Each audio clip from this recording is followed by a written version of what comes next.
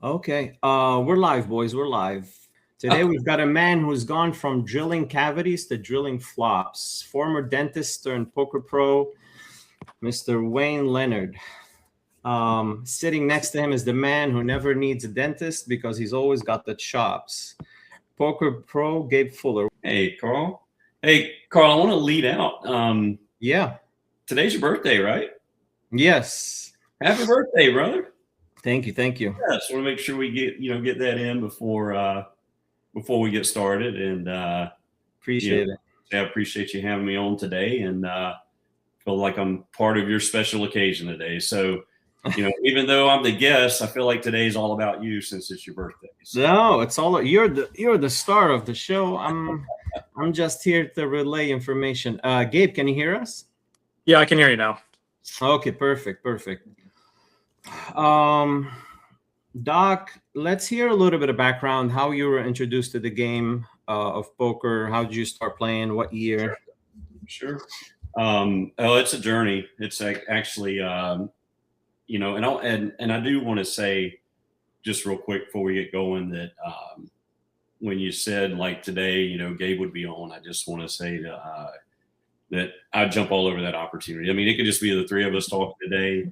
When I kind of came to Tampa from Jacksonville a couple of years ago, Gabe probably doesn't know this because he's becoming a local legend if he isn't already. But, he was the first guy I really met in the card room. And I remember playing him the first time and I was like, man, this dude is just wearing me out, like 3-betting me. I mean, he's just tough as nails. He likes to hide behind those sunglasses. We all know that. But, I think like the first time we stepped away, it was just like instant connection.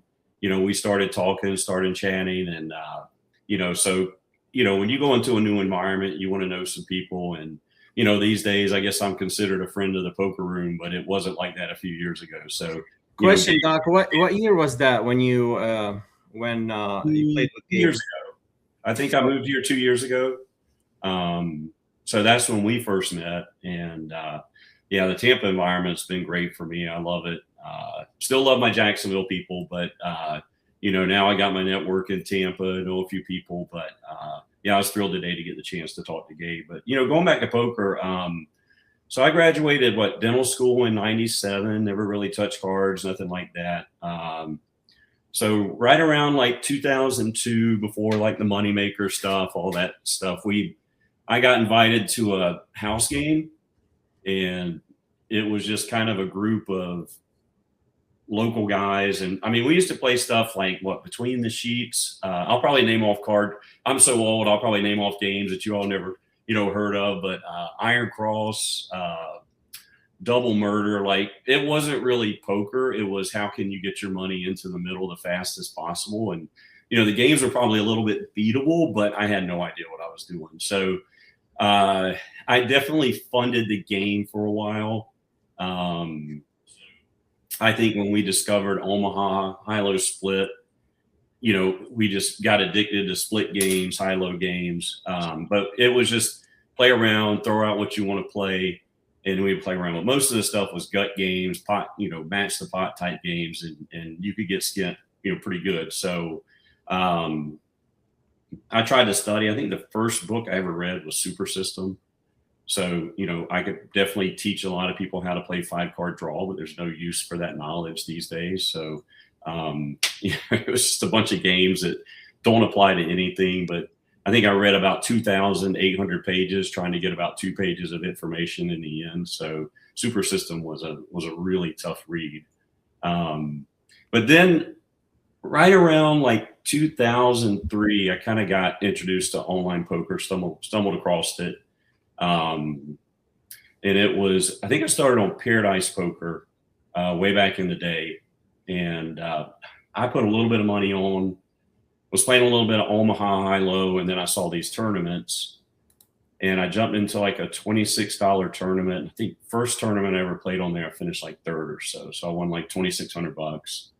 And, at that day and age, I was starting my practice out from scratch. When I lost at poker, I was writing people a business check, out of the business account to pay the losses. So, but I loved it so much. And then I really just got into online poker for probably 5 to 6 years, all the way up until like Black Friday. And at one point, I got on I kind of learned through Pocket Fives. I think once I discovered Pocket Fives, which was like an old, kind of one of the original kind of poker websites, I really started to discuss hands and kind of reading, real material that kind of related to poker. And at one point, I was like number 98 on Pocket Fives. It wasn't like I was winning tons, but the volume I was putting in, and I had one night where the poker stuff was $26. I think it was like a 9K up top. I won it, and then I turned right around and won it the next night. And there was like 3,500 people in the tournament, and I won it back-to-back nights, and that was like a big deal on Pocket Fives. And I think I stayed kind of between 90th and maybe in the top 200 like for a few years. And I actually went out to Vegas. I won a seat to the WSOP, and I went out to Vegas, and I was playing a small tournament, and a guy at break was like, we were talking a little bit. He's like, "You play online poker?" And I'm like, "Yeah." And he goes, "Well, what's your screen name?" And he told me his. I'm like, "Well, it's I Must Call." And he's like, "I Must Call." And I'm like, "Yeah, I Must Call." And he goes, and he turned around to like 5 guys. He goes, "Hey, come over here, come over here, come over here." And they all came running over. He's like, "Hey, this is I Must Call. Can you believe it?" And they're like, "Oh my God, man, I watch you every night. I didn't, I can't believe you're I Must Call." And I always thought like, really, they knew you. No, they knew who I was, because back in that day, you could watch tournaments and watch final tables, and you could comment, and people would banner.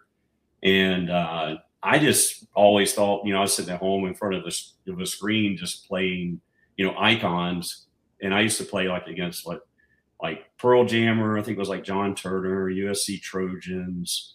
I don't even know who that is. I think Jocko was for a while, and then we played. But in the end, I was like playing against all these really great players, but I had no idea who they were. Like, I've never really known who anybody in poker is. I just kind of sat in my, game room and just played online poker, because I couldn't really, you didn't really have casino poker. We didn't have anything in Florida. But then like Black Friday hit, and I really didn't have anything online. It just was kind of like maybe a few grand, and kind of lost that. And then I think Florida made poker legal, but at that point it was like $20 tournaments or tables. It kind of started literally as like $20, just throw your money in the middle. So I started playing some serious home games a little bit, but then they started like increasing to like $100 buy-in, and then the tournament started up. And I didn't play for maybe 10 years. I mean, I had kids in, school, kind of going through some personal stuff. And it just, trying to run a practice, do all the dental stuff, poker just kind of drifted off to the side. And then when COVID hit, I had been playing a little bit. I think I chopped a tournament at Best Bet for like 34,000. So, I kind of had a little bankroll, and I never wanted to play on my own money. I always kind of that was kind of my goal, was to always play on a bankroll, always kind of have, adjust my buy-ins, just stay on a bankroll. Doc, I have a few questions just to set time. Yeah. I wasn't paying attention. I was taking care of a audio situation. A graduation. When do you became a practice dentist? 1997. 97. Yep. So you were playing all this online poker while you were a dentist. So you're working. No, well, yeah. I started probably playing online poker in 2003. I won my first seat to the World Series like in 2005 when Greg Raymer won it. While this is going, you're practicing. You have your practice. Yeah, and a funny part of that is, I know nobody ever knew. So at that stage, I was just playing online, and there was a big worry too about it being illegal. Like, that was like a real thing. Like, that online poker was illegal. Oh, it was back then? And it wasn't, but I remember one year I had a winning year of like 35,000. So I filed my taxes, which was unheard of.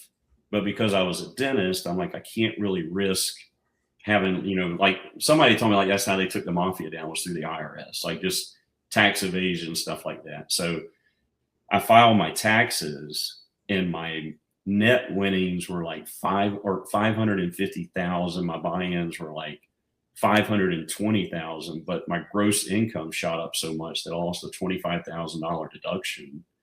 So I ended up for the year, I think I did the math, I made 35 cents an hour playing online poker. You were playing that volume online? Because $500,000. Oh yeah, and it was not healthy. I mean, I put the reps in to kind of know cards, and like now people study charts to learn it all. Like I learned it all through reps. That's a lot of reps, Doc. 500K online right. is a lot of that's a huge volume. Yeah, like I've done this with other things when you kind of learn it manually, like when you see a chart, you see all the solvers these days. I can actually, in a weird way, almost like the Matrix, I can see beyond it. Like I can physically see the hands popping. Your screen trickles down green like the Matrix. Something like that. We're gonna get to the charts and everything. Yeah. I just want to create a timeline. So you have your practice, you're grinding online, grinding a big volume. Yeah. Study-wise, you just read the Super System, which is not much nowadays. I was just looking at reading people's thoughts. Like Annette Oberstad was on there. She did the whole thing where she played a tournament blindfolded, like all these crazy things going on in poker. Wow. So it's all in. You got in the game in the Renaissance, like the height of poker when it became super popular. So you said like right before Moneymaker is when the online. I'm gonna get back to that because I've been watching 2003, 2004, 2005 WSOP. Yeah. And it's almost like watching a bad movie. This is my personality. I sometimes watch a bad movie to see how bad the producer, like how bad can it get? And this is the 03, 04, 05 WSOPs. I'm just sitting there and I'm amazed of how many mistakes these guys are doing. Like Ace King Jacks, they're like 90 big blinds deep at the final table. The money's going all in. There is no like 3-bet and a 4-bet sizing of 2.5x. No, money's going all in and let the equities take care of the rest. Yeah. And the whole tournament is like that. And nobody gives credit to the other person. I'm amazed of what I'm watching. But anyway. Yeah, and nobody, like when you talk about some of the hands now that, you 3-bet with and the concepts of eliminating out hands that have equity better than your, like, it was like, I got Ace King, I'm raising. I got, like, you raised the top hands and you folded when you missed. And there were a few people that, would c-bet and bluff. The average player paid off. The average player at Hard Rock today is better than like Hashem or Moneymaker back in those days. I mean, those weren't crushers at the time, but I'm saying the people that won the WSOP, you have the average player at Hard Rock is not making the mistakes they were making back. So I'm just. I would agree with that. I would say it's always a relative game. It's kind of like how relative are you versus the field as far as being good or not good. I don't think anybody was maybe expert level, but when they were, they really stood out. Like if you actually watch Moneymaker, read his book, look at some of his thinking concepts, he was actually a little bit ahead of his time. I mean, he was pushing small margins, making big bets, leaning on people. I mean, I remember he talking about one time, like debating calling a set of 8s, but that was like stuff he did back then. If there were 2 overs, maybe the other guy had a set and you were like, really debating, do you get your chips in with that? You know what? At least he was capable of pulling the trigger back in those days, and making big bluffs for an amateur is a huge plus. Theoretically, pre-flop, there was a bunch of mistakes and big holes in his game. Post-flop, I mean, he had aggression on his side, and we all know if you're aggressive, even if you're making mistakes, sometimes you make up for it in certain spots. But the game was definitely very post-flop. That's the thing that people miss. Like it was a very post-flop game. Like these days, early in the tournament, you can still get it to post-flop, but it's a very pre-flop game now. But I always say, and then in 07, 08, there was a lot of clicking buttons of like 4-bet, 5-bet, 6-bet, and they show up with like A6 off and King A off. They did that whole ego thing that died these days. You never see a 6-bet bluff these days. Like a 5-bet is going to be. Gabe's like, I don't know. That was 03. So 03, they weren't maniacs. Then the Europeans came in like 07, 08, and they started doing things like that. I do think online poker started bringing people into broader conversation ranges. Like pocket fives was kind of the first time people started studying and learning poker and thinking about betting lines and analyzing hands and, you know, saying, hey, that was I would have taken this line. Like that was probably when you really had to kind of start dialing into the game, because instincts alone weren't going to carry you. Like I've got a natural instinct for the game, but if you don't have the baseline knowledge, your instincts don't really matter. So that's probably, but then it all kind of shut down. Like in, I don't remember what year it was, but you know, everybody knows Black Friday. They just kind of, Black Friday. like aside from in the US, like poker just went dark. And 2011, it hit online poker hard. But you're talking about instinct. To me, instinct is basically natural talent, kind of like in other sports. In basketball, you have natural talent, and then comes how much time you put in the sport to improve. In poker, having the instinct and being able to read people, that sets you apart. Some people just don't have it. They don't rely on tells. They can't read people well. They don't know when somebody's lying or not. If you have that in you, you're already ahead of other people. Knowing the math, knowing odds a little bit also is natural talent. Yeah, but and you can see it in everything, though. I mean, it's I mentor a lot of them. I probably work with 500 to 1,000 dentists just mentoring. And there's just certain ones that come along, and I'm like, you've got it all. You've got the instincts, and being a little bit older, you start to see it more and more. Like I'm in flatter Gabe mode, but I will tell you, the first time I met him, it was demeanor, it was posture, it was his kind of carry. I'm like, this guy can play poker. And he's got a sort of energy that makes you think twice. Like, yeah, if you can bring that intensity every time you sit down, and this is not easy because some days you're dialed in and some days you're not. It depends on how much you sleep, your routine before that. Gabe started bringing a type of intensity to the table, and I never told him this, that when you're against him, you feel it. Like it's tough to play against.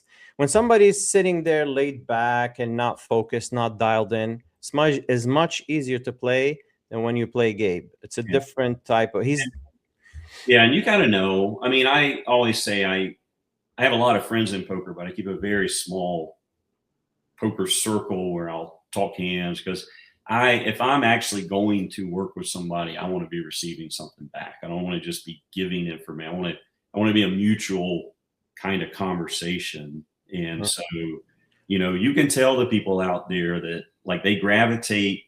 I've been in a lot of different rooms, a lot of different environments. And now as I'm kind of moving into kind of national poker, you just gravitate.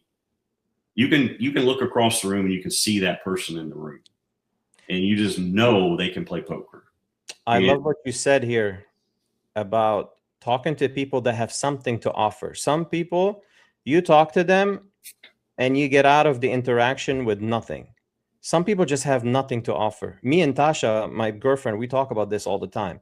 There are some people you talk with and you learn a lesson every time you talk with them. And there are very, very few in the poker community, at least our circle here. And there are some people you're learning you're picking up on something every time you talk with them. This is very interesting concept. We just got a Faraz Jaka drop in. That's a guy who, when you see him in the poker, I mean, I remember originally playing with him, I think even a little bit online, and you even like on a computer screen, you could tell people can kind of pop and they're active. Like, but you're right though. Like, I think as poker players, I enjoy helping someone get into the game to a limit, to enjoy it. Like, I don't think most players out there should really be obsessed with, are they winning or not? You know, they should really be more obsessed with, are they having fun or not? I mean, everybody who likes cards should go to the World Series of Poker, you know, but do you fret and obsess over winning a bracelet? Probably not. Like, working your way through a field of 3,000 people, 5,000 people, like, there's a point where it's not about luck anymore. Like, you got to know the game. But if you get a chance to sit with somebody you've watched on TV, you get a chance to do something, come out of there with a memory. I mean, who cares if you went to the World Series of Poker and you took $5,000, you had a nice vacation, played some cards, made a day two, maybe cashed something. Like, that's how I started. Like, I just was like, I started poker for fun, and everybody's at a different level. But I think in the last year and a half, when I really shifted to, I got to be a little more serious about poker if I'm not going to be a dentist, frankly, there's just an area of it that's kind of for me. And if you get that from me, I'm getting something from you. Like there's an information trade that's like, and I hate that it's that way, but it's like that in business. It's like that in everything you do in life. You just, as you move through it, what and the things you do, they're very valuable. I don't know. It could be, people could disagree. And I think it's noble, but it's like you said, everybody has baseline knowledge now because it's so available. But the instincts, the gut feelings, that's the beauty of poker, is like everybody can know that you opened something under the gun, whatever. It's the ability to kind of put it all together, recognize patterns, take limited information and extrapolate it into something bigger. It's the coolest game in the world, for sure. 100%. Let's take a look at your progression throughout the years. Let's look at your credit report, Poker's Players Credit Report, the Hendon Mob. You can't hide from it, that's for sure. It probably matches with the story because I didn't do. It almost looks like I learned to play poker in the last 2 years because I just wasn't playing for at least 10 to 12 years. Yeah. The numbers show here. I like when Hendon Mob wants to make sure we're human. They're making it so tough to log in. Okay, 2011, first score. You're dabbling a little bit, 3,800, and then there's a gap. I think the 442 was a weekend, maybe where the wife went away on vacation by herself, and I snuck off to the card room. I don't know. So it wasn't. We don't want to get into details into married life, but when did you get married, Doc? 1 year out of dental school. I think kind of almost within a year of getting out of dental school. Had the 2 kids, Tyler and Brianna, within a year or so. Really stamped out kind of the pretty common dental formula back then. Get into a community, have a family, join the local church, get involved. I mean, it was all pretty. It's definitely, I love my family. I love all these things, but I've got this kind of Wild West streak in me, of being a poker player that's really always been there. So I haven't always been the best at those things, but I love them to death. And I've certainly tried to, as I've gotten older and wiser, put a lot more value in those things. But back to the poker thing. The craziest part was, I think 2020 was COVID, right? When that was kind of when we did the COVID shutdown. Yep. 2020, March, April. And I started playing a little again on some weekends, but I literally walked in on a Monday, and I knew a lot of people were getting sick, and I was tuned into it. But I think by like a Wednesday, within 2 days, the state had shut everything down, and we were out of work. And so, and as much as people go, "Oh, well, Dennis, you got this, you have that," like I had no income source, and so I wasn't panicked, but I think, I don't want to call it America's Card, one of those sites. I still play on a little bit now, but it's like every day was a Sunday online during the 2 months that everything was shut down. And now, Gabe, you probably remember that, playing online. It was like 200K guarantee, 500K, like massive tournaments all day long. Do you remember that during COVID? It was just like every day you jump on, it was like a Sunday now. Yeah, so I was working in a restaurant at the time, and it's funny that your job, a lot of people's jobs ended. My job went up. So I was working like 50, 55 hours a week, like easy. So when I played, I was really just on an off day or at night or something like that. I wasn't super grinding for certain periods because I was so focused on work. But I remember jumping on, and I'm like, oh, there's like 3x the volume that was running. Yeah. Like on a Thursday night, it's like crushing right now. And before it was active, but it wasn't, insane. Yeah. If they had kept that schedule up, I don't think you would have had to like wedge me off the computer. Like I'd have been glued to it because it was just insane for like 60 days straight. Well, so getting money on was a little bit of a challenge. And so it's like I spent 2 days going, oh my God, I need to play. And I got a couple of grand on, and I kid you not, the first day I played, my girlfriend at the time, was reading a book, and she's like, "You want some lunch?" And I'm like, "Yeah." She made me lunch. I started up at like 11. Next thing you know, she's like, she brought me dinner. And I'm like, okay. Then she says she's going to bed.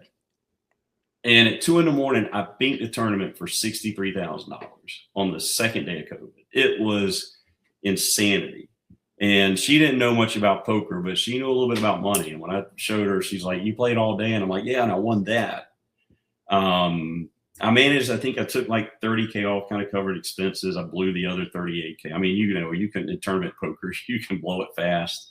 It didn't take much after winning that. I thought I was king of the world.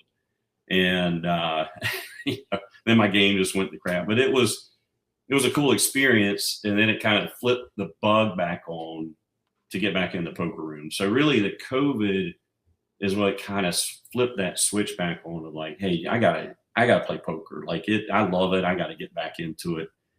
And so then when I came out, and when things started clearing, I think I got back in maybe 2019.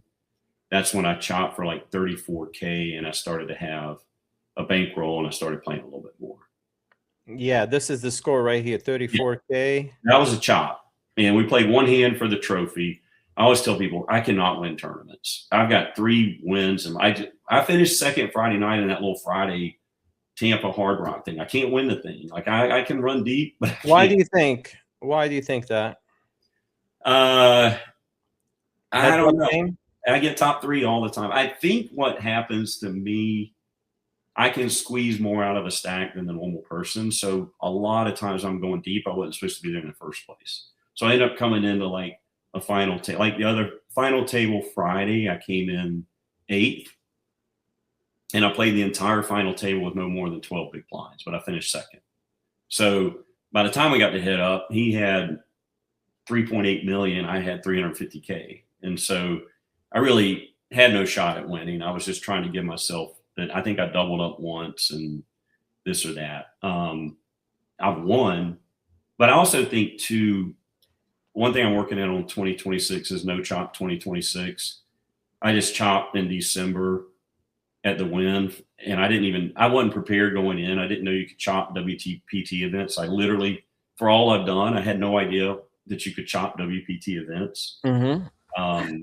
And I got pressed by the other 2 players. I was steamrolling, and they wanted to chop, and I wasn't really prepared. And I just chopped because it was like, wow, I turned 600 into 82,000, and I'm sick to my stomach today because I didn't get the win trophy. I didn't get the win. Like that's really what I want out of the game is the win. So I always debate this, but I'm a play for the win player, but I'm kind of like, that's the hump I'm working on getting over in 2026. So, we got close Friday. I would have taken that win for 3K and been just as thrilled. It's like, I mean, I know you have to play for the money, but man, winning is, but it's just, I think there's good points being made there. Is like, at some point at a final table, you got to decide to go for the win. And I did that in card player when I won it. I was like, I'm playing for this win. And everybody else was doing ICM, trying to chip up, do this. And I just, I was like, I'm getting the win. So, that'd be cool for Oz jumps on and teaches me how to win a poker tournament. I think. Definitely. We'll get deep in. I love his input on the game. I watch his stuff all the time. He's got a nice Instagram page for sure. And his students just crush. Talking about his students, Ryan Hogan wanted to jump on. Let's see. He said he has a call he has to take care of, and then he might jump on. But let's get back to the Hendon doc and see your progression here. So 2019, you banked that 34K. Yep. This is right before COVID, and then little scores here and there. Yeah. So the big one coming out of COVID is I went to the WSOP, and I was actually going to play the 6 max, and I'd met some people there, and they're like, "Oh, you're not a 6 max player." Mm-hmm. I don't know. I'm going to give it a try. And I think I made day 2. And there's a really funny story. I think I sent you a picture, but when I looked at my seating chart, I was right next to Joe Cotta. And so I was seated next to Joe Cotta. And I was like, dude, this is crazy. Like, I hadn't at that point played with big name players. And I'm like, but I knew who Joe Cotto was. So I took my seat and I just said, hey, my name's Wayne. What's your name? He's like, come on, man. And he points up to the wall, and his picture of Joe Cotto, you know, millions of dollars in front of him, stacks of cashes, is literally right over his left shoulder. Like, imagine playing poker at a table, and all you got to do is look to your left, and you're the 2000, what is it, 14, but, you know, world champion is like 50 feet from where you're playing poker. So I'm like, what am I supposed to do, Joe? I can't just walk up and fanboy you and be like, hey, Joe, I'm Wayne. What's your name? Like, so cool to meet you. But, you know, that was, I felt though it was a weird feeling, because at that stage when I was playing poker, I would hit a funnel effect where I knew the players were better than me. Like, it was really a progression of how far I could get into a tournament before I felt like the players were better than me. And I think I had Mustafa Khanit on my right and Joe Cotto on my left. And I still worked my way from like the 60s. I think I finished 23rd, but I was in fight mode at around 40. I really had no chance to make the final table. But I mean, when you walk away from that, I'm like, I'm playing good poker. And then I came back to Jacksonville, and it's happened to like this for me several times. I go out to Vegas and feel like I'm playing well, but the competition's really tough. And then all of a sudden I come back to the local game and I beat something. So I think I had a 67K score. At best bet, I finished second. There was zero discussion of chop. The guy won it literally in the interview. They were like, you won 100K. How do you feel? And he's like, well, I'm down 250K this week in PLO, so it helps. Like, what? Like, who is losing 250K in PLO in Jacksonville, Florida? I mean, that's a whole nother level I can't even get involved in, is that those kind of dollars slashing around. But I think that was 2022 when I hit the 67K, and then that kind of really propelled me into, I could start playing the tournaments I wanted to play. It wasn't anything big deal to play a 500. I could start dabbling in the 1500s. Those kind of things. There he is. Hey, Ryan. What's up, Ryan? We're going to have a round robin today. So, but that was like very fulfilling. I really, in that one, I got heads up. Kind of was ahead when I got in, but again, he had a massive amount of chips, and I just kind of worked my way into second place. But the score, the cash is sometimes too. You start getting that deep in those kind of events, and you are trying to like play on a bankroll and not, you know, it gets important when you get deep. You know, those last 5 spots of a tournament are a big deal. I mean, when you start talking 20, 30, 40, $50,000 pay jumps, like those pay jumps are key. I mean, you need them. And I enjoy playing the game. I want to win. And that's the thing I'm working on. But I want to stay in the game and be able to play the tournaments I want to play for as long as I can play them. That's probably big for me. This might be a 5-hour podcast if Ryan and Faraz and Gabe get on here. We're gonna hit 3 hours. I don't think I'm playing. What is the day flight B up at Tampa? So. Flight B at night, yeah. Whoa, wait, what's going on in Tampa? I'm sorry. I got the $200 100K where the little slips. I'll probably fire in 3K this week on 15 buy-ins playing all toilet. Wayne, I'm here because of you. Hey, Faraz, wow. Faraz, how you doing, buddy? Right.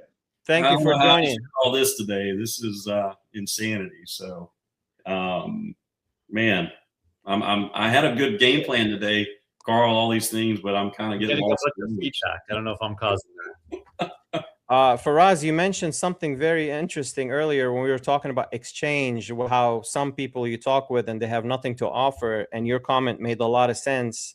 When you're like at a different level in your poker journey or poker knowledge, and you talk with somebody that's inferior, they're not going to give you any input. I love your content, by the way, your Instagram. You're always active on there. Every bit of information is useful. Nice Carl, background. Kind of that looks better. Now I'm yeah. I think Faraz actually agree with me. I want to clarify. It's not really for me about the person not having anything to offer. Like, I want you to do your best. I mean, I met a player, Faraz knows her, Susan Murphy. It was a funny story. Like, she was staring at me at the World Series, and I'm kind of like, what's going on here? My buddy texts me like, hey, you see the lady across the table? She texted me and sent me this photo, and she had texted her group, her table, and somebody's like, hey, is that Wayne Leonard? And she texted my friend, asking, was like, yeah, that's him. And they're like, don't mess with Wayne Leonard, leave him alone. It was like, but she will try her best to tell me how she feels about it. And she's getting good fast. Like, really. Who is Susan? Who is Susan? Murphy, man, I'm telling you, she is going to go off on something in 2026. Like, Nice. she comes in looking kind of low key. You don't really suspect it, but her mind, she's got an amazing poker mind. But she will contribute to the conversation. Like, I don't really care if somebody doesn't know as much about me. I just want them to try. What I don't like is when somebody's like, tell me this, tell me this, tell me this, tell me this. And they never make an effort to give you anything back. Like, it's like, just tell me what you think. Yeah, I mean, the reality is, in a lot of pro circles, like, even if someone is trying, it's just hard because, right, they're asking all these like beginner questions, and it's kind of like distracting the conversation from high level talk. So that's why I always say, like, it's hard to make it work unless everyone's like similar-ish, you know, a little better, a little worse. Because a lot of people try to jump in groups that are too advanced for them, and it just doesn't work.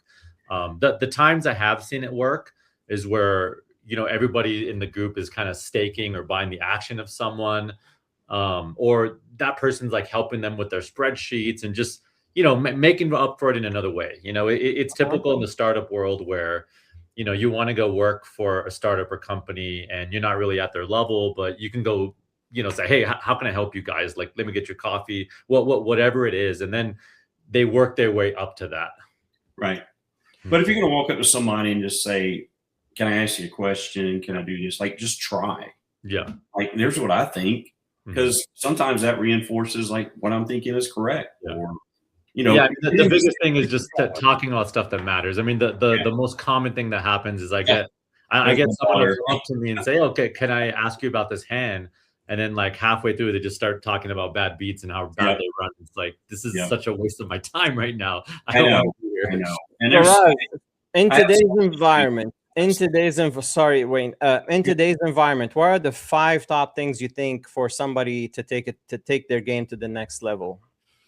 It's really just a simple routine. Like, you know, people complicate it and think there's some magical answer, but, you know, I always tell everyone, like, to stay ahead of the game, you know, you need to be like I tell people, you know, you could study and be ahead of the curve with 4 to 5 hours a week. It's document your hands and review them 1 hour a week. Talk hands with other people an hour a week. And that doesn't mean 1 hour in a row. It could be 20 minutes here and there. The other is watch some sort of learning content, you know, training videos or one-on-one coaching. And then the last thing, if you have time, is go and train against the AI bot. So I usually tell my students, hey, you just watch the video on check raising from the big blind, go set that spot up and train against the bot. So if you do that 4 to 5 hours a week, and I don't hit every week, I maybe hit a third of the weeks, but that's what my goal is when I have time. If you do that, you're ahead of the curve, you know? And then the other thing is prioritizing the right topic. So a lot of people just, you know, sometimes I'll get a new one-on-one student and the first lesson, like, I really want to work on like post flop and 4-bet pots. Like, I'm super lost in those spots. And it's like, I get it, but it's like, how often does that come up? You know, let's focus on c-betting versus the big blind, which seems boring, but it's the spot you're going to be in over and over again. Well, so my number one tip for us, you got to have great hair. You got to have gray hair. You got to have great hair. I'll say something funny. Look at this.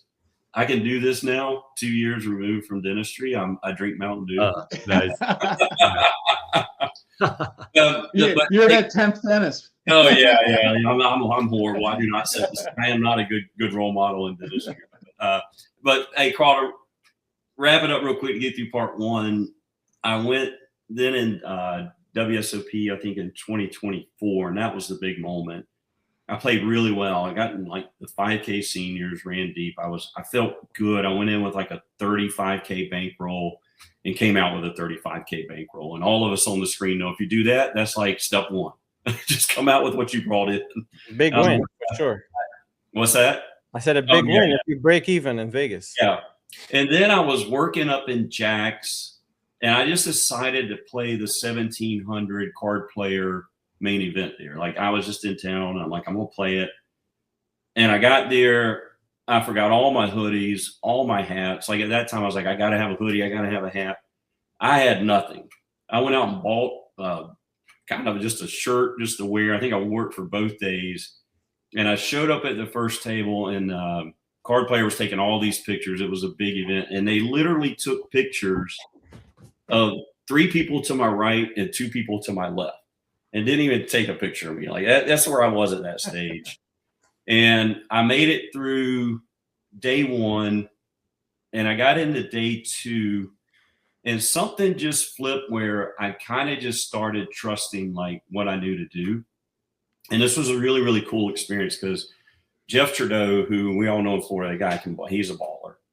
And you know, I was not at his level, and I was on his immediate right, and he was just pounding me. Like, I had, right before he walked up, I was opening hands, and he sat down, and every time I opened, he's just coming over the top. And I'm like, I got to do something, because he's clipping me at 3 and 4 or 5 big blinds at a time. And I just decided in the moment, like, I know it's not right, but I got to do something. And I just started limping at full range limp. Just in the moment, I was like, I'm on full range limp and throw him a curveball, because then if he tries to go big, I don't lose much. Let's hear, what's a curveball in your opinion against somebody like Trudeau? The limp was his curveball. It just took him. I'm not saying it's not him. It's just that I respected how good he was, and I'm like, I can't just do what he knows. Like, I've got to. Like, this is how I was playing. It's the first time I really live poker was just playing me. Like, I wasn't playing Jocka coaching. I wasn't doing all. I was playing Wayne Leonard poker. When you're done with this, I would like to comment on how I would recommend you deal with that scenario. But finish your what you're saying. So then, when he was popping me, it was like for 2.5 instead of 6.5. Like, it was like it was almost like I was letting him raise for me. Yeah. Mm-hmm. And so I ended up getting like a king queen and a flop trips, and he just barreled at me 2 or 3 times, and I won a really nice pot. And he was like, dude, like, you could tell he was like, what the hell are you doing? Like, it was kind of like I flipped the script. I didn't take advantage of him. I didn't outplay Trudeau. For me, that's how I got control of the situation. And then I think I made the final table, and it was a final table where I was like, I know I'm one of the 2 best players. And I don't know if y'all know him, but Ben Scroggins out of Jacksonville is probably a huge, big name for the best bet scene, for the local scene. And I mean, he like literally, we kind of were acquaintances, and Gabe did this for me at WSOP. People don't know that, but like on day 2, he would get out of his tournament and come around me, and was genuinely wanted to see me do well. Well, Ben did the same thing, and he's like, you're good. You don't underestimate yourself. Like, get in there and play your poker. You can win this tournament. You said the name is Ben Myers or Ben Scroggins. Ben Scroggins. The name sounds familiar, but I'm not. I don't know him. Play some poker, man. He's, there's a lot of people out there who can play, but he's probably one of the top 5 players in Jacksonville, if not top 3. I mean, the guy is a local ledge. He destroys best bet events. But anyway, I just got in there, mixed it up, and I won the card player event, which all of a sudden I was on the front page of cardplayer.com for like 9 months. Like, just going there to search for tournaments. There's Wayne Leonard, and it was like 120K score. I think on Hendon Mom, we had bounties, so it was like a 90K score. But like, all of a sudden, the poker playing Dennis is on card player, and I'd go on card player every day just to see my face on the front of card player. So, Faraz, let's hear your input about how to combat somebody like Jeff Trudeau, and let me give you an input about Jeff. Jeff is balanced, very. You know Jeff Trudeau? You familiar? No, I don't, but I think it's a common situation, right, where you just feel like this good aggressive player is attacking you and picking on you, and you don't know what to do, right? So there's two things. I mean, the first thing is literally just tighten your opening range. A lot of people feel like they need to do something back, but here's what's happening. Like, he feels you're opening too loose, or you're not 4-betting enough, or you're flattening too much. So he's making these profitable 3-bets. He's widening his 3-bet range. Now, if you tighten up and he's still 3-betting the same range, his 3-bets aren't going to work enough because you're just showing up with a hand that can continue every time. So that alone, tightening up, like, does the trick. The other thing is having some 4-bets in your range. So, like, knowing the right hands you could 4-bet, you know, a king 9 suited, a king jack off, an ace 10. It depends on the stack size, but just knowing what hands you can 4-bet with and then tightening your range, like, that does the trick, and that makes those 3-bets unprofitable. I think when I reflect back, though, Faraz, I've been thinking about this lately, what I did in the moment, and this is, I think, where people kind of fail, is they think of, like, 3-betting is a chart. But a range is really only good once the first open happens, because now the dynamics are completely changed. Like, if you're playing in a seniors tournament and somebody opens, that opening range is different than what you studied. Like, it's now constricted. And you have to adapt your 3-bet back to that. Like, I think when I started limping, I'm not saying it was the right approach, but I changed the dynamic of what you 3-bet with, what you saw. And what I would say is switching it up can throw people off, like it did there. If someone is experienced enough, they're going to instantly know how to combat too, right? They know how to isolate. And let me say, because this isn't about Jeff, it's about my kind of growing as a poker player. I just know it was Jeff because it was like a cool experience, and it's a compliment to him that it would mean that much to me. But it was more about, like, it just shook things up enough. We only played like an hour, but it just let me survive that period of the tournament where I could have really gotten crippled. And once I got past that, Faraz makes a really good point here. You got to know your opponent too. And some 3-bet pots can get dicey.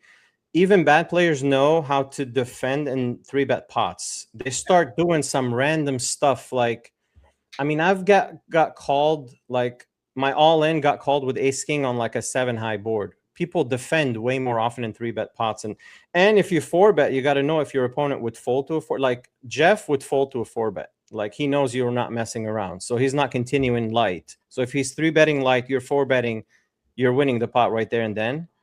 So, I mean, you got to know how to navigate. 3-bet pots can get very dicey. You got to be really good post-flop. And against Jeff, I don't know if it works. Jeff is very, very good post. He's taken me to school before with like ace-6 off. He's kind of like a version of Ryan. But I think the thing to remember is no matter how good someone is, like, they're only a little bit better than you. You know what I mean? It's like they're not God where they're just going to, like, crush you post-flop, you know? 100%. So it's just important because I think people can psych themselves out sometimes a little more than they should. I think that's something I've learned over the last year is, and I want to get back to my journey, but over the last year, I've learned I always approach poker from a standpoint of, like, what they're going to do to me and how they're going to take advantage of me. And what I've learned over the last year, everybody else at the table is worried about what you're going to do to them. Yeah, for sure. You're going to play them. Like, you're a good player. So they're worried you're going to 3-bet them, and they don't know if you're taking advantage of them. So sometimes people 3-bet you 3 times in a row, and they just got good cards. You nailed it. Most of the time, people are not going after you.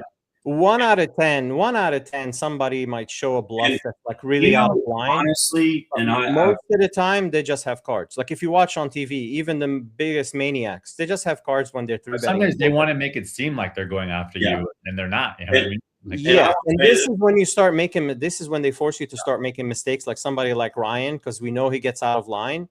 So when he's 3-betting, you're like, oh, he doesn't have shit. Those people that think that player doesn't have shit every time, they start making mistakes. They start going all in light, and Ryan ships all their the whole in exploit land, right? That is the thing, like, especially in lower stakes, like that is absolutely a thing. If someone I think is going to react like, oh, he's picking on me, then I'm going to pick on them, because then now they're going to play even more suboptimal. I just no lock from there, and they're we're going to go.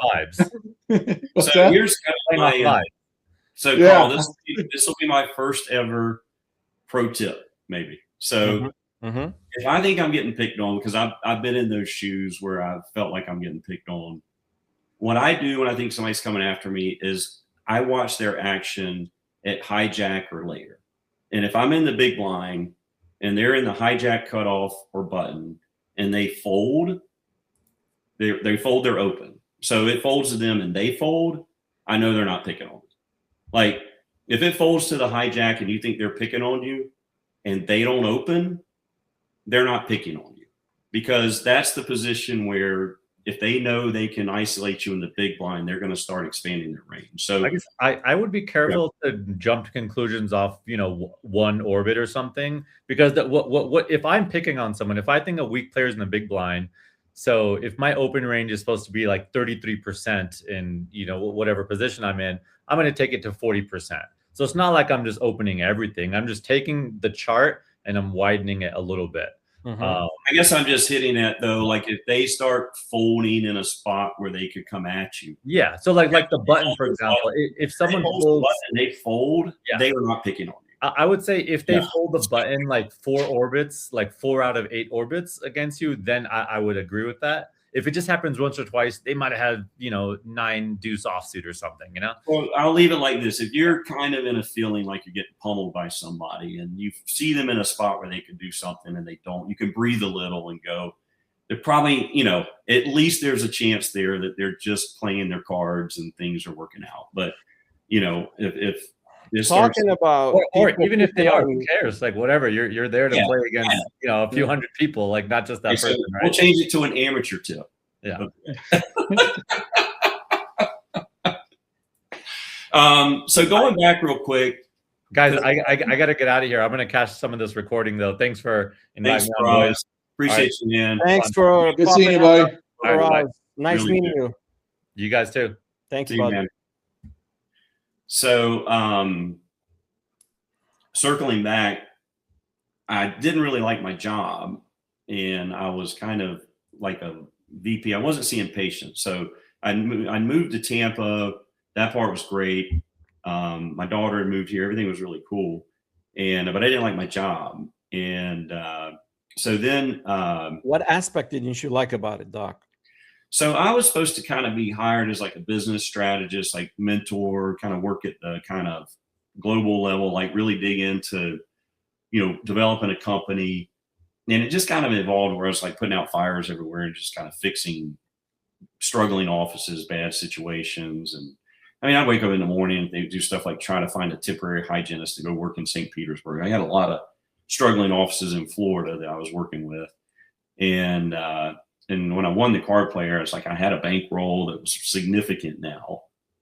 And I wasn't living off of it. I just had it to play poker. And then my financial advisor called me and he's like, hey, I was thinking about you. I'm like, if you're ever going to try to play poker at a high level, maybe play professionally, like now's the time. You're 50, I think I was 53, you're 53 years old. Are you really going to be able to do this when you're 60, 65? But right now, and that's a common thread in dentistry. Like your peak years are 50 to 60. Like I'm actually giving up my peak years in dentistry to kind of do what I really want to do in life, which is play poker and just enjoy life and those kind of things. But at the same time, he's like, I can keep you afloat financially, and then you play poker. So I resigned, and that weekend I was back at Best Bet, and it was like the WPT 1700 bet mystery bounty. So same event I won 3 months later, and I final tabled it, and like Fred was on my left, Paredes, I think I'm saying it right, but Fred was on my left. And then Hamid, he's won 20 some odd WSOP rings, circuit rings. And then Maurice Hawkins was like 4 to my left. That was my lineup. Like it was way worse than the other one. Mm-hmm. There's a player on that FT who's like an online player who's like really good. He might be better than all of them too. Insanity. Yeah. For Jackson, it was insanity.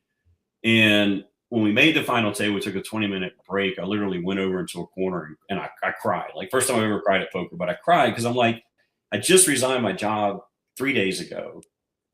And I put in my 1 week notice, 2 week notice, and I play a tournament. The first tournament I play, I make a final table. And I probably committed the biggest ICM punt ever on a live stream. Like I was second in chips and collided with with ace jack of clubs, and he had ace king. But I just was like, I can't beat this table right now with my skill set. Like I can't out poker these guys. And it's a weird thing to say, but at that time, I'd always tell people I'm a very average poker player. I'm just a really, really, really good tournament player. Like I can manage a tournament. I just don't play good poker. And I've really been working on the last year and a half my poker playing. Like I don't play cash, but I think I could sit at a cash game now and be competitive. Actually, that's actually a really good insight, because that is absolutely true on tournament poker. You can manage a run. If you learn how to manage a run, that can get you enough reps under you until you actually get good at playing the actual boards. Yeah. And I think it's an insight a lot of people don't quite have, is that like, you can get away with a ton of mistakes just by learning how to manage the tournament structure. And that'll kind of get you time to get like, so in layman's terms, Ryan, explain what manage a run means. And all right. So like how a tournament we've talked about that. I remember last time we talked a little bit about risk management, all that kind of stuff, risk premiums and all that kind of stuff. Intuitively understanding that, like how risk premiums run in a tournament without actually having the knowledge, just that alone gives you a feel for how tournaments work. And you can make a ton of mistakes in the actual ABC transactions of the hand and still survive deep enough to, get your cashes and all that kind of stuff. And over that time, you're playing more. Now you're learning more how to play these boards. It can just buy you a lot of runway to learn how to that's get great to that insight right there. Like people always say, I couldn't win my flips. Nobody can win their flips. Like if you get into 3 coin flips for your tournament life in a tournament, you are not making it through the tournament. Exactly. Tournaments are much more than that. They're much more. I hear bad players give excuses about shufflers and hand shuffle and never winning with aces. Like there are way more other aspects to winning a tournament or running deep than just winning flips. Yeah, well, you just have to have the other person covered when you're in the flip, and that goes back to playing boards well. There you go. If you get all in, if you do the math and you get all in 5 times in a poker tournament with aces, heads up, you only have about a 15% chance of surviving that. Like what you cannot do in poker tournaments is continuously get yourself all in. You can't. You gotta have people covered. Gotta have people covered. Right. Yeah. Right. And so for me, a year and a half or 2 ago, I could play C+ poker, but I could play it for hours upon hours. Like my game never changes. Like that's one trait I have is like, if it's 1 o'clock in the morning, if I'm a B+ poker player right now, I'm gonna play B+ poker all day long. Like you're gonna have to deal with a okay player all day, or maybe now a decent player. I can't imagine if you're an amazing player and could do that hours upon hours. Like the reason people crush is because they can play high level poker, high level tournament manage for a long, like my strength is endurance type poker. Like I don't really. Let's dive deep, Doc. I want to ask you a few questions about mental work, prep, stamina. But I want to double down on one thing. It's people sit in tournaments and they're trying to make hands. I see a lot of people limp 5-way pots. They're trying to make hands, and some are lucky. Like I saw a lady last time. She was limping every pot. She won like 12 out of 15, and everybody calls her lucky. And wow, I mean, what I witnessed was insane. She was making hands. I'm talking straights, flushes, trips, just crushing the table, but not by playing poker. This is not poker. If you're relying on just me, I want to see what you're doing with the ace king on a 7-high board 3 ways when you're out of position. I want to see those tricky spots. How are you proceeding? Are you chasing after the little pots? Or are you just sitting there trying to play bingo, trying to make big hands? That's completely different poker. There's 2 types of poker. There's Ryan Hogan's poker, where he understands the big picture, and he's not there. He's not sitting there to make a hand. Like this is a completely different form of poker. There's that form of poker, which 85% of people in Tampa are playing. And there's the other side where you see the big picture. You're chasing after big pots. You're getting tricky in spots. You see at Showdown when good players are playing, you'll be like, wow, that's an interesting line. I want to try that. With amateurs, 95% of the time, you're never saying, wow, that was a good line. You don't see anything creative. Becker used to say that. Like, some people have zero creativity in spots. Like, they don't find bluffs on boards where you shouldn't have a bluff. They're not finding those bluffs. They're finding the standard ABC bluffs where they have a flush draw and a straight draw they missed, which is sometimes they have the worst candidate for a bluff. They go for the bluff and they don't size well. They size like third pot and they think it's going to get through. I get it. That's a little bit too of maybe cash game mentality. Like, I have tournament poker mentality. And I think in last year at Hollywood, I played the entire day 2 of the 1100 and never had more than 15 bigs. I hate playing poker that way too, by the way. It's miserable to sit there with 15 bigs and just sometimes it'd be like that though. But man, Stu the Donk. I know who that is. Oh, Stu the Donk joined us, and we got a marriage proposal here. Somebody proposed. I'm kind of like a Tampa stepchild just yet. I'm working my way in, but I'm still kind of a Tampa stepchild. So. No, you're in the club, buddy. Sorry. I see you. I mean, you're making deep runs in like 3 tournaments now. You outrun me. You lasted way longer, and you always have a stack. One thing, it's sometimes you might be. Some players might be doing it wrong, but some players just always have a stack. So whatever you're doing, keep doing that. But certainly Mac. Then it's like right after that, I really started studying, and I was like, I set a goal in 2025, and I'm like, I know this doesn't sound like a big deal maybe to you all, but I'm like, I want to color up once a month. Like before 2025, I think I'd only done the color up like 3 times. For all of my successes, I'd never colored up. It was just, I was never the guy who colored up. I was always the guy who was just there. You mean like here's my hundreds? Yeah.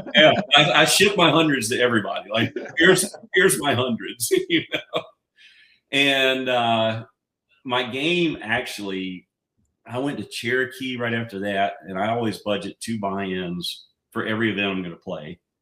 And I blew my entire. I mean, I came out of there with just. Doc, let's step back a little bit. Sorry to interrupt. I interrupted you many times. I'm gonna get shit about this, but let's keep it structured. One thing, mental game. Let's talk about mental game. When you're making deep runs, people don't understand. Sometimes it's a battle between you, and you bust the tournament. You're like uncomfortable. Something is annoying you at the table. So the mental game is huge in tournament poker.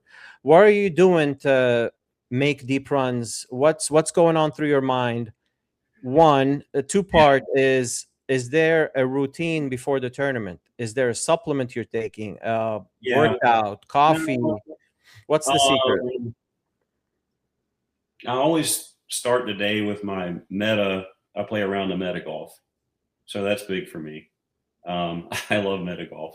Meta golf is online. I don't know what that is. Oh, it's like the meta glasses. Oh, the virtual reality glasses. Oh, yeah. And the stick is connected to the glasses, the golf club?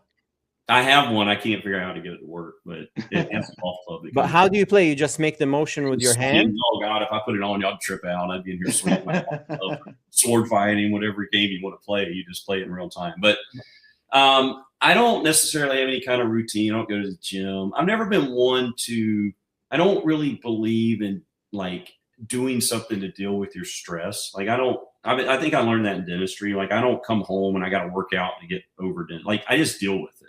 Like, somebody said to me one time, did you really think you were going to make the kind of money you make and not be stressed? Like, do you really think you're going to go deep in a poker tournament and not run into a good player? Do you think you're going to go deep into a poker tournament and not take a bad beat? Like, there's something I work on, and I call it chip emotion. And it really makes a lot of sense. Like, people get very emotional about their stack. I don't get emotional. I could care less in a poker tournament if I'm below average, above average. I don't care. Where does that come from, that nonchalant behavior? I started working on that in poker last year. I committed to having no feelings about the outcome of a hand. Like, you'll never hear me tell a bad beat story, but I will talk your ear off about playing a hand bad. Like, if I played it bad, that can put me on tilt. But I don't have any emotion about how the cards run out. Where do you think that comes from, Doc? Like, you got to deal with. I always say you got to. I've been through divorce. I've been through financial turmoil. I mean, I've been through real things in life that are much more important than how 5 cards come out on the board. I got kids to worry about. I got things in life. Like, It's a hardship. yeah, the way cards run out on a board, you can't, who cares? Like, okay, I'll give you an example. Earlier in January, 13 left in the 1100 at Hollywood. I get in queens against ace jack off for a top 3 stack. Like, this could really set my year. Like, I'm down in 2026. This would put me up big time to pop for 70, 80K.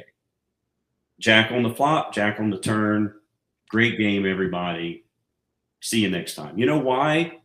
Because in December at the Win, with 7 left, I got all in.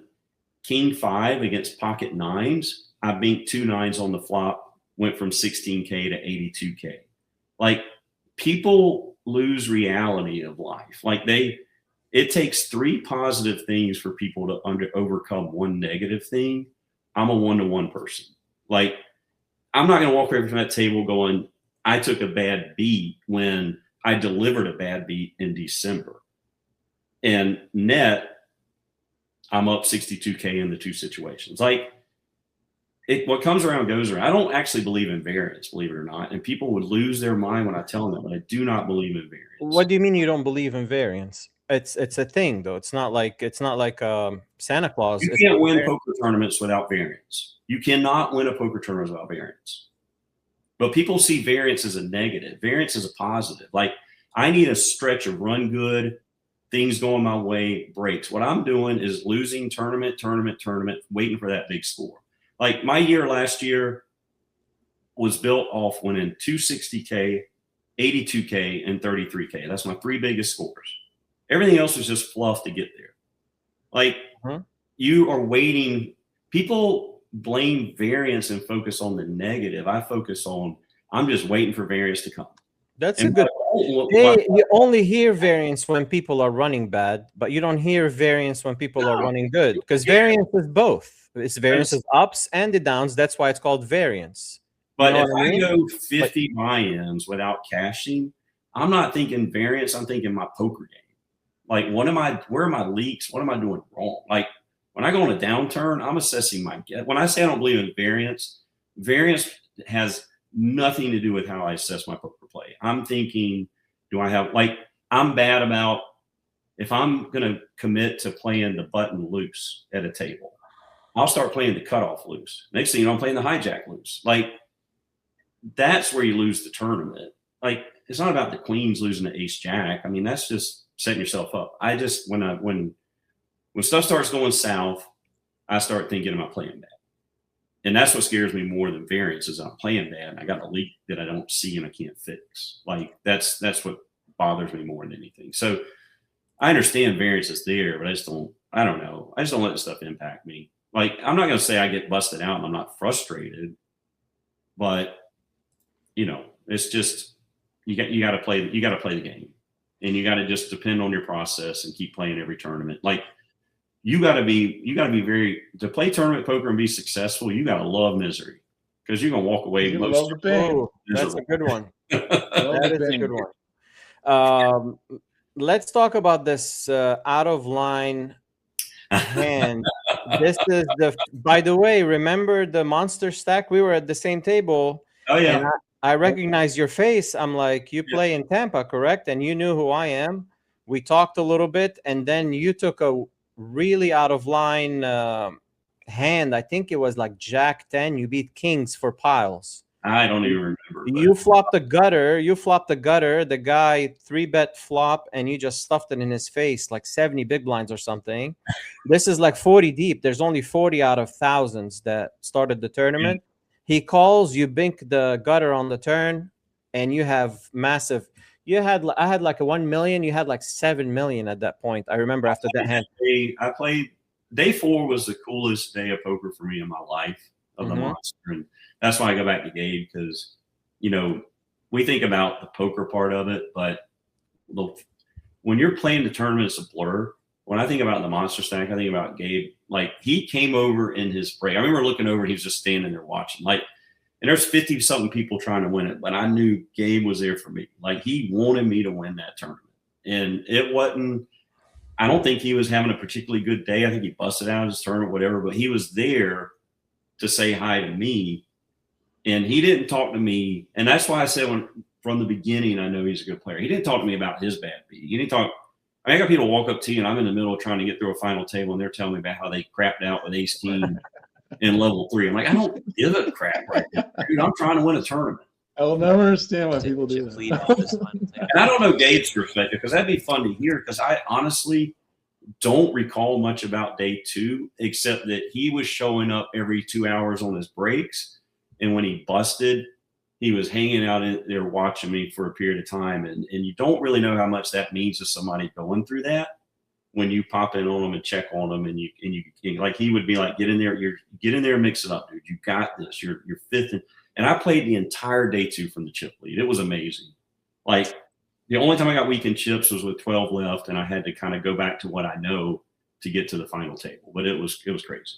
Doc, do you remember this hand? If you can set it up for us, It's the funniest end ever. Yeah. Can you set it up for us? What's going on? Absolutely. So I came into the final table, and I'm like, okay, I'm 6th. It'd be, at this point we're talking about pay jumps of 75K. And I'm like, I really want to get out of here with 1 pay jump. But I also was like, I want to win this poker tournament. Like, you're playing for a bracelet, and finishing 6th was amazing. But if I'd have walked out of the bracelet, there's value to that that you can't even put a dollar figure on. Like, you're in a different tier. And so I sniffed it, man. I was that close. But I was like, I'm going to be looking for rejams. I'm going to play to win, and I'm going to be looking for spots. Well, so the day before the 4th day, my best friend in the world, his name's Terry. I've got 2 friends that are blood brothers, Terry and Ben, and they come into play during all this story. But Terry, we were talking, he's not a poker player, but he's like, hey, promise me one thing. And I'm like, what's that? He goes, if you see 3-4 hearts, play it the first time you see it. It means something to my family. It's a big hand in our family. And why is that? I don't know. I never really asked. He just said, I don't really need to tell you. Maybe it could have been traced back to family. I don't know. But he's like, if you see 3-4 hearts, promise me you'll play it. I'm like, yeah, I'll play it for you. That's fair. So I saw 4-5 of hearts, and this was before day 4. I'm like, my best friend in the world is telling me to play 3-4 hearts first time I see it. I'm like, good God, what a friend. But I saw 4-5 of hearts, and it was in a spot where I'm like, thank God that was not 3-4 hearts. So I hadn't really gotten engaged on the final table. I think it was the first time I was in the blinds. And it folds to David, who, by the way, David is the coolest. He's a cool dude. Like, we're not friends, but we're acquaintances. Every time I see him, we spent 3 hours next to each other. People don't see that part of a poker tournament. Like, he and I are forever connected, because that was his biggest score ever. I think he clipped it for 800, and it was my biggest score. So it folds to him, and I know David's this or that. I mean, and I had no read on him, but he 4x'd it, which is crazy. Like, he went, I think he should have made it like 5.5, maybe 6. But are we talking about this hand? We're talking about the hand we're going to watch? Yeah, the hand we're going to watch. I don't think he 4x'd the Doc. I think he only like 8 million at 1-2. I think he let out for 8 million from the start. That hand was at 2.5, I think. 2.5x. He only 2.5x. Either way, it was for 8 million of my 40K stack, so it was significant. Well, that's over 3. But anyway, he made it 8 million, and I'm like, well, I'm looking for a rejam hand. I'm looking for a lot of stuff, but I look down at 3-4 hearts. Mm-hmm. I'm like, freaking Terry, man, really? At the final table of the biggest tournament I've ever played, the first time I see 3-4 hearts is in the big blind. And I test your friendship right there. I almost tossed it, and they were all watching on the stream. Like, all my buddies were watching, and he was watching. And I'm like, this guy's best friend I got on the planet. Like, Terry would give me a job. He's an attorney in Atlanta. He would bail me out of any situation. I'm like, least I can do. And he said, trust me, when you play it, you'll win the hand. And I'm like, okay. So I just was like, Terry and things are bigger than poker. Like, it's just bigger than poker. It was like, this was my chance to say to him that I'm playing the biggest moment of my life in poker, and I care about you. And that's exactly what went on in my head. and I just made the call. And I had no idea David was goofing around with 8-4. I think he thought I was timid, whatever, but I just made the call because it was 3-4 hearts. So open call. Yep. I want to talk about his action, what he does, and then I love the line you took. And let's watch it, and we'll break I it don't down. know this yet. I have no idea what's about to happen. It's pretty interesting. Here, let's watch it. Some pressure on Leonard. Yeah, we're at 1-2-5. Okay, that's why I say this stuff's a blur. I don't agree. The blinds are 2.5 million, 1.2, 2.5. He makes it 6 million. So 2.5, 2.5. That makes sense.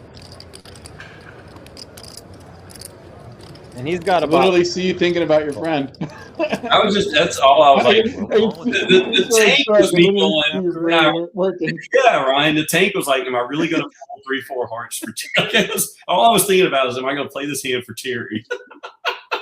So you have, Doc, you have about 13 bigs here. You're not. I know. I know. Yeah, no, I mean, it's standard. The call is a little loose, but it's pretty standard. Anyway. None of that went through my head. Resides in Tampa, Florida. There's Leonard.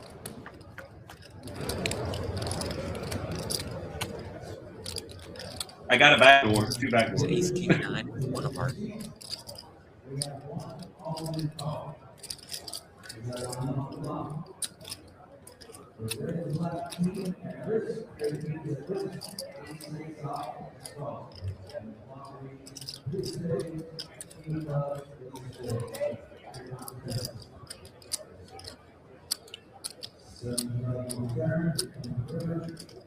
Pot is 14 million. Oh, I thought Yuvadov was going to at least try and steal it on the flop. Instead, it's Coot with 4 high. With the door open. Doc goes half pot. This is A4 and Muck nicely And done. takes it down like It's a gotta bar. give you a bit of a Okay, let's talk about. I mean, you don't open with 4-8 off to check on an ace high board. Like, No. what are you expecting to make a hand with 4-8? The whole point of opening is to rep high boards. The fact that he checked is a big blunder. The fact that you see bet with no equity whatsoever, I love it, because the only way your bet sizing was a little bit like half pot is too much, but it worked like a charm. Like he snap folded. I'm surprised he opened and checked on an ace high board. Like one big blind there would have worked from him, without knowing the cards. I don't think most people can understand this about me, Carl. I was going to rip the turn. You were what? I was going to rip the turn. You don't 7 of clubs comes, he checks, you rip. You don't understand that I didn't do anything out of poker theory. I did it for Terry. Yeah. I don't think people can understand that, like, the whole hand was not played for any poker theory. I was like, Terry told me I would win with this hand. Like, I'm telling you, that's what was going on in my head. Anything I was thinking was like, am I really going to risk 8 million, almost half my stack on 3-4 hearts? Yep, because Terry told me to. Like, yeah, no, I don't have any bad comments about your play. I love your play. Yeah. I have issues. I mean, maybe I structured it right. Maybe I set the hand up right, but the fundamental. I mean, if it had been 4 or 5 of hearts, I would have folded it pre. All these things. It just happened to be that's the first time I saw 3-4 hearts. And that's how my friendships go in life. Like, he said I would win. I trusted kind of the poker gods and karma. And I'm like, we're going to, I mean, I could have on the 250K view live stream punted it all off with 3-4 hearts on an absolutely dead one. Now, from David's perspective, I think he thought he had a bigger stack. He was going to test me at a main event final table. Like, when you get to a final table, you're not playing complicated poker. You're kind of like, and he kind of probably thought once I called, he knew I would fall on my sword. Like, the one thing I have at the table is people know. You know, that was the weird thing, because you called, and I'm wondering, like, what kind of node lock he might have made in his head about what your range is. I think he thought that I had. That's what I'm thinking about. I'm actually going to look up. There's a shorter stack. In a vacuum, 4-8 is going to induce an open. You don't want to limp 4-8. You know, he would have bet that board. I mean, I could have had king. I could have hit any part of that board. Like, once he checked, I think he knew that that board could have hit a lot of stuff I would have played that, you know, had some equity. Like, I think he just was like, I tried with 8-4 hearts and I'm not losing any more chips. No, with- Doc, this spot is whatever. very simple. In the big blind, that board shouldn't hit you much. Like eight and lower boards he should slow down, and connected boards like 8-4, So- 8-4. Well, yeah, that was actually my question. It's like, what ace X can he give you? Right? Is Yeah, he thinking you're actually calling any ace X and not You're- just rejamming your ace You're X? gonna whiff that board like 9 times out of 10. He just takes one big blind C bet. It's game over. You His have to go process, like, we're playing for $1.25 million in a bracelet. Yeah. Like, I know it's like, you should do this, you should do that. Like, probably Dylan Lynn wasn't nervous, but the rest of us were like, this is the biggest thing we've ever done. Like, Yeah. it's, Oh, yeah. you know, and 100%. Yeah, it's a big spot, but I'm just saying I'm saying outside of all that, in a vacuum, it's a pretty standard spot.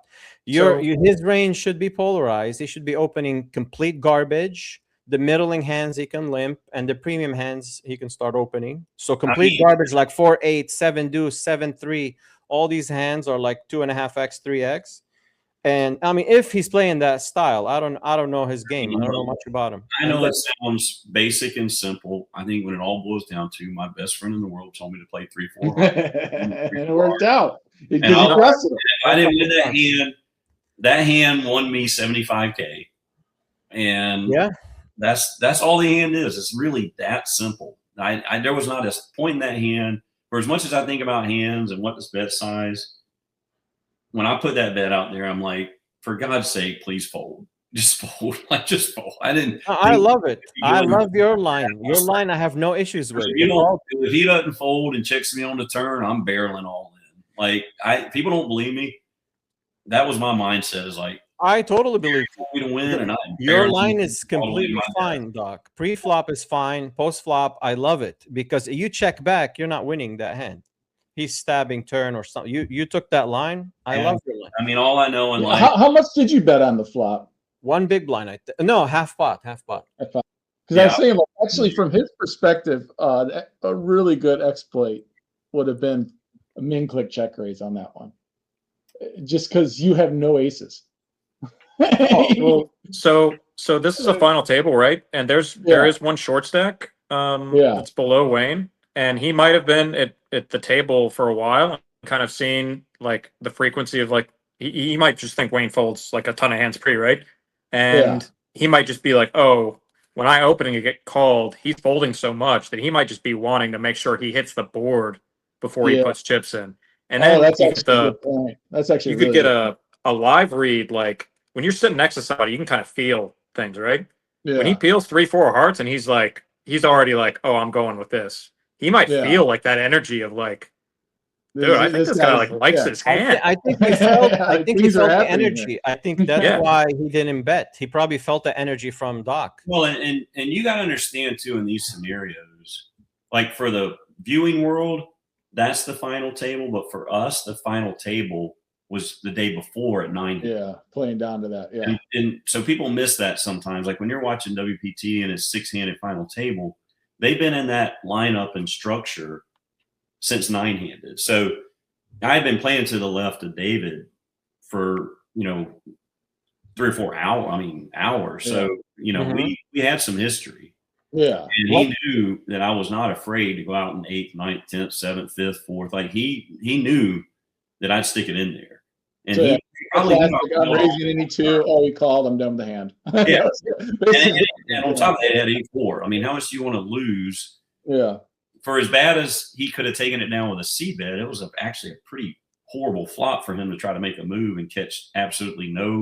I mean, he had no backdoor, no nothing. He had nothing. Zero equity. He was one and done. Took one stab. He can delay C bet too.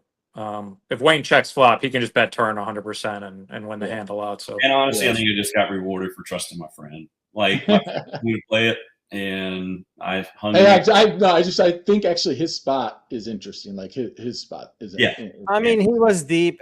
Some spots you just give up on. He had like little less than 40 bigs. There was no need to go after Doc in that spot for a check Yeah. raise or anything creative. You can Yeah. just play ABC poker at that stage and just wait And for I other think people to it's a bust. good point. That's where that whole, you're playing for these kind of amounts of money you don't typically play for. We're playing for 75K right there, and there is somebody at the table that can bust. In theory, I'm not calling with nothing. Yes. A lot of jacks, a lot of tens, a lot of queens, a lot of kings. I got a lot of stuff there, and I'm not just calling with nothing. I mean, obviously, I don't have a set, but I'm not calling with nothing either. Yeah. Doc, Final table to me, like his spot is actually interesting.